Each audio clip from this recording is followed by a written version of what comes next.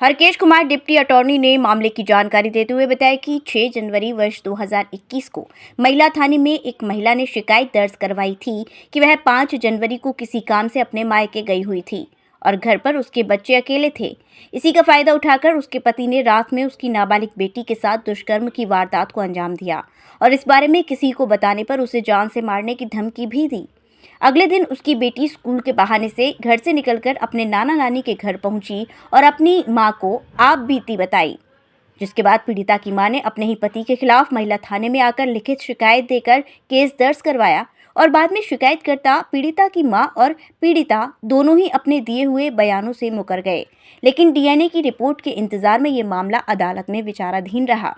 इतना ही नहीं, आरोपी पिता ने वर्ष 2022 में भी अपनी नाबालिग बेटी के साथ एक बार फिर से दुष्कर्म की वारदात को अंजाम दिया और उसकी मां की शिकायत पर ही महिला थाने में एक और केस दर्ज किया गया और इस बार भी शिकायतकर्ता, पीड़िता की मां और पीड़िता अपने दिए हुए बयानों से मुकर गए और वर्ष 2022 के मामले में पुख्ता सबूत न मिलने के कारण जिला अदालत ने आरोपी पिता को केस से बरी करार कर दिया।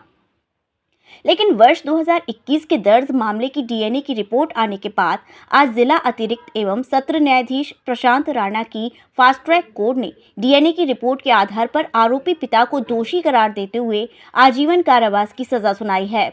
साथ ही दोषी पर 10,000 रुपए का जुर्माना भी लगाया गया है और पीड़ित पक्ष की आर्थिक स्थिति को देखते हुए जिला विधिक सेवा प्राधिकरण की ओर से पीड़ित परिवार को 10 लाख रुपए की आर्थिक मदद किए जाने के आदेश भी जारी किए गए हैं। ये 5 जनवरी 2021 को जो पीड़िता की मदर है वो अपने मायके गई हुई थी। पीड़िता अपने दूसरे बहन भाइयों के साथ अपने घर पर थी, तो रात को पीड़िता का पिता उसके साथ यौन शोषण करता है और उसे धमकी देता है कि अगर किसी को ये बात बताई तो तुझे जान से मार दूंगा। पीड़िता सुबह अगले दिन 6 तारीख को स्कूल जाने के बहाने से अपने नानी नाना के वहाँ जाती है और सारी घटना अपनी माँ को बताती है। माँ 6 तारीख को मुकदमा दर्ज कराती है। एक मुकदमा चल ही रहा होता है, तो इसमें पीड़िता और पीड़िता की माँ अपने दिए हुए बयानों से मुकर जाते हैं, लेकिन डीएनए के आधार पर ये केस चल रहा है। डीएनए के वेटिंग के चक्कर में ना ये चलता रहता है। ठीक है जी। उसके बाद जनवरी 2022 में एक और मुकदमा इसी की माता इसके पिता के साथ दर्ज कराते हैं, लेकिन उसमें भी ये मुकर जाते हैं। उसमें कोई एक साइंटिफिक एविडेंस नहीं आती, तो उसमें ये बरी हो जाता है। इस केस में पीड़िता और उसकी माँ जो है मुद्दई अपने दिए हुए बयानों से मुकर जाते हैं, लेकिन डीएनए के आधार पर, साइंटिफिक एविडेंस के आधार पर इसको माननीय अदालत श्री प्रशांत राणा जी की कोर्ट से आज सजा सुनाई गई, जिसमें दोषी को आजीवन कारावास टिल डेथ, लास्ट ब्रेथ तक की सजा सुनाई। 10 साल 10,000 रुपये उसे जुर्माना भी किया और मुद्दई को 10 लाख रुपया एज ए मुआवजा भी दिया गया। इस तरह के फैसलों से किस तरह का संदेश जाता है? ये समाज में संदेश जाता है कि इस प्रकार के अपराधों में माननीय अदालत बहुत कठोर है और कठोर सजा सुनाती है, और समाज में एक संदेश भी जाता है कि दूसरे लोग इससे शिक्षा लें कि इस प्रकार के अपराधों से बचें।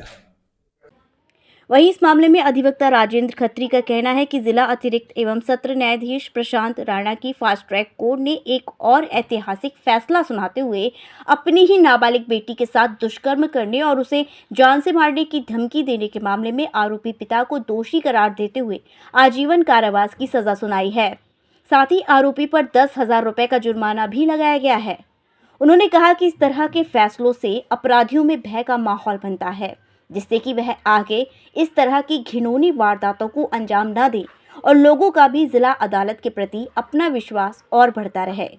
आज प्रशांत राणा जी की कोर्ट से और एक ऐतिहासिक फैसला हुआ है, जिसमें प्रशांत राणा जी ने एक बाप ने बेटी का रेप किया था। 2021 का मामला है, महिला थाने का मामला है, 1 नंबर एफआईआर है, जिसमें प्रशांत राणा जी ने आजीवन कारावास टिल डेथ तक की सजा सुनाई है। 10,000 रुपये उस पर जुर्माना किया है और विक्टिम को, उसकी बेटी को 10 लाख रुपए का कंपनसेशन दिया है। प्रशांत राणा जी का जो ये फैसला है बड़ा अच्छा फैसला है और ऐतिहासिक फैसला है, और जो इस तरह के जो जुर्म कर रहे हैं उनको नहीं बख्शा जाएगा। यह समाज में एक संदेश दे रहे हैं प्रशांत राणा जी, जो गलत कर रहे हैं उनको बिल्कुल नहीं बख्शा जाएगा।